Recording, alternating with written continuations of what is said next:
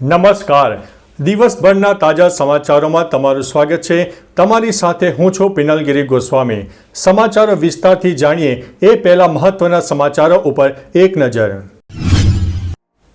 મિત્રો, આજની વિડીયોમાં વાત થશે સોના ચાંદીના ભાવમાં ઘટાડો, અમિતાભ બચ્ચનની દોહિત્રી અમદાવાદમાં ભણશે, ઓડિશાના ડિપ્રેશનની અસર વઘઈમાં જળબંબાકાર, અમદાવાદ સિવિલમાં દર્દીઓ રજડ્યા, ઓપીડીમાં લાંબી લાઈનો, 3 દિવસના વિરામ બાદ વાંસદામાં વરસાદ, ખેડૂતોમાં ખુશીનો માહોલ, રાજ્યના 113 જળાશયો સંપૂર્ણ છલકાયા છે, શક્તિસિંહ ગોહિલ પહોંચ્યા હતા જામનગર, તું મારી નહીં તો કોઈની નહીં, પરિણીતાની થઈ છે છેડતી, દર્દીનું કમળાથી લીવર ફેલ, તબીબોની હડતાલ હોવાથી ચેકઅપ ન થયું, રાજ્યમાં વિદાય લેતી વેળા પણ શ્રાવણ વરસી ગયો, ફરીવાર વડોદરા ડૂબવાના એંધાણ સામે આવી રહ્યા છે, શિક્ષણ મંત્રીને પૂરગ્રસ્તોના દૂરથી રામ સામે આવ્યા છે, અને અંતે સોનગઢમાં 7.5 ઇંચ વરસાદ, જનજીવન અસ્તવ્યસ્ત બની ચૂક્યું છે. હવે મિત્રો સમાચાર વિસ્તારથી.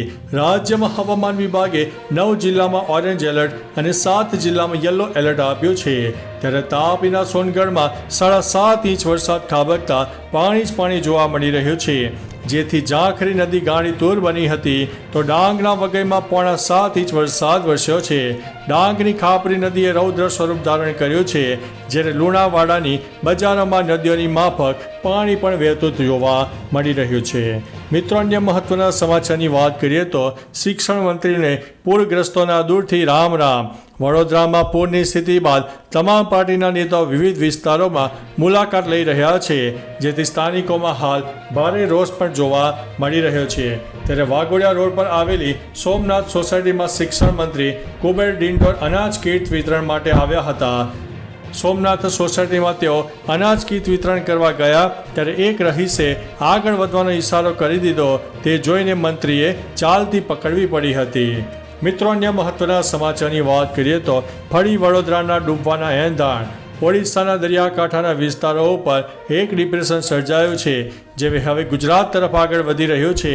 આ સિસ્ટમના કારણે ફરી એકવાર વડોદરા પાણીમાં ડૂબી શકે છે. વિન્ડી એપ્લિકેશને આગાહી કરી છે તે અનુસાર બપોરે 2 કલાકથી 4 સપ્ટેમ્બરના દિવસ સુધી સવારે 6 કલાક સુધી આ સિસ્ટમ વડોદરા ઉપર સ્થાવત રહેશે. દરમિયાન ભારેથી અતિભારે વરસાદની સંભાવના છે. હજી તો ગત પૂરના પાણી ઓસર્યા નથી, ત્યારે વડોદરાનો શું હાલ થશે તે મોટો પ્રશ્ન સામે આવી રહ્યો છે. મિત્રો, અન્ય મહત્વના સમાચારની વાત કરીએ તો રાજ્યમાં વિદાય લેતી વેળા પણ શ્રાવણ વરસ્યો છે. હવામાન વિભાગ દ્વારા રાજ્યમાં મોટાભાગના વિસ્તારોમાં રેડ અને ઓરેન્જ એલર્ટ જાહેર કરવામાં આવ્યું છે.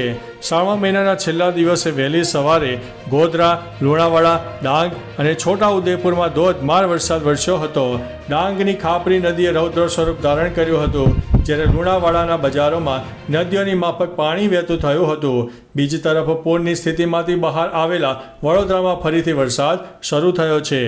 મિત્રો, અન્ય મહત્વના સમાચારની વાત કરીએ તો દર્દીનું કમળાથી લીવર ફેલ, તબીબોની હડતાલ હોવાથી ચેકઅપ ન થયું. રેસિડેન્ટ ડોક્ટરોને સ્ટાઇપેન્ડ મામલે તબીબો દ્વારા હડતાલ શરૂ કરવામાં આવી છે.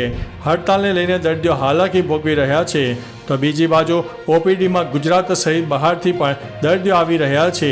રાજકોટથી આવેલા એક દર્દીના સગાએ જણાવ્યું છે કે મારા ભાણેજને કમળો છે અને પેટમાં પાણી ભરાઈ ગયું છે, તેમજ લીવર ખતમ થઈ ગયું છે, પણ ડૉક્ટર કહે છે કે આજે હડતાલ હોવાથી ચેકઅપ નહીં થાય. મિત્રો, અન્ય મહત્વના સમાચારની વાત કરીએ તો તું મારી નહીં તો કોઈની નહીં, પરિણીતાની છેડતી, મારી સાથે સંબંધ નહીં રાખે તો તને તથા તારા પરિવારને જાનથી મારી નાખીશ. ઉમરેઠ તાલુકાના થામણા ગામે એક શખ્સે દારૂ પીને પરિણીતાની છેડતી કરી છે અને ધમકી આપી છે. પોલીસે છેડતી તેમજ પ્રોહિબિશનનો ગુનો નોંધીને કાર્યવાહી હાથ ધરી છે. પરિણીતા સોશિયલ મીડિયા મારફતે યુવકના સંપર્કમાં આવી હતી. ગણેશજીની યાત્રામાં જાહેરમાં હાથ પકડીને તું મારી નહીં તો કોઈની નહીં એમ કહીને બૂમો પાડવા લાગ્યો હતો. મિત્રો, અન્ય મહત્વના સમાચારની વાત કરીએ તો શક્તિસિંહ ગોહિલ પહોંચ્યા જામનગર. પૂર પછી હવે ગુજરાત કોંગ્રેસના પ્રમુખ શક્તિસિંહ ગોહિલે પૂરગ્રસ્ત વિસ્તારોમાં લોકોને મળવા જામનગર પહોંચ્યા હતા. લોકોએ પોતાની સમસ્યાઓ અને આફતો ગોહિલને જણાવી હતી. લોકોએ હજુ સુધી સરકાર તરફથી કોઈ સહાય આપવામાં આવી નથી તેવી ફરિયાદ કરી છે.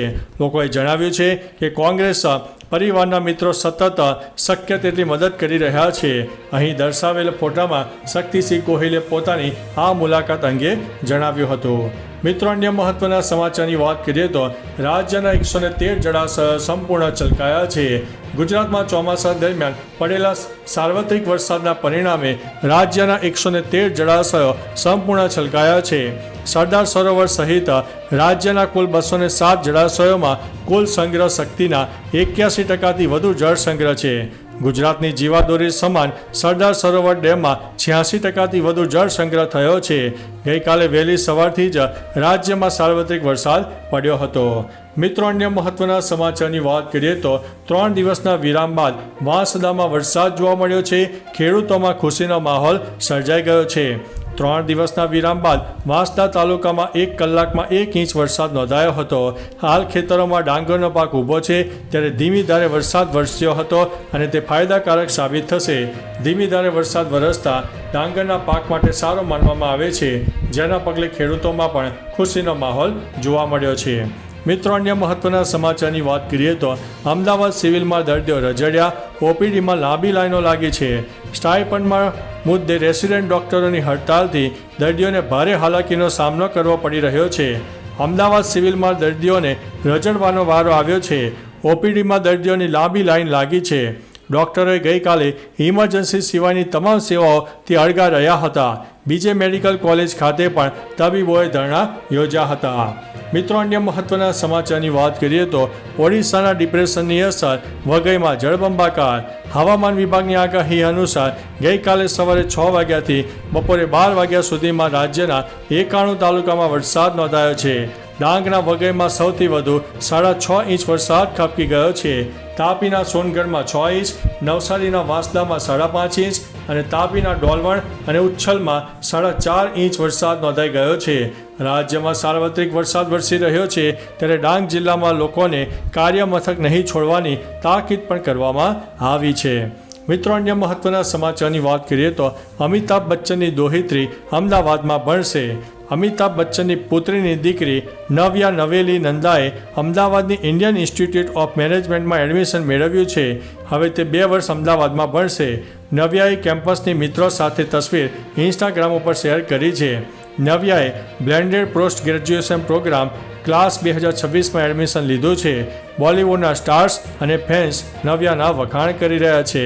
મિત્રો, અન્ય મહત્વના સમાચારની વાત કરીએ તો સોના ચાંદીના ભાવમાં ઘટાડો. અઠવાડિયા પહેલા જ દિવસે સોના અને ચાંદીના ભાવમાં ઘટાડો જોવા મળી રહ્યો છે. સ્થાનિક બજારના મલ્ટી કોમોડિટી એક્સચેન્જ પર ચાંદીના ભાવમાં ભારે ઘટાડો નોંધાયો છે. શુક્રવારની સરખામણીએ લગભગ 900 રૂપિયા પ્રતિ કિલો ચાંદી સસ્તી થઈ ગઈ છે.